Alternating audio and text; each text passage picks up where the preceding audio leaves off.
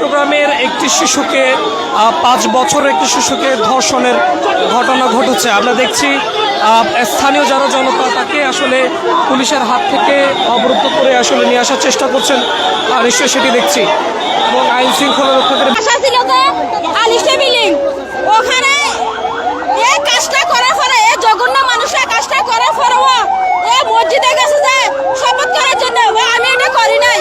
এই বিচার চাই, ফাঁসি চাই। আমার 3.5 বছরের মেয়েটা বয়স আছে 3.5 বছর।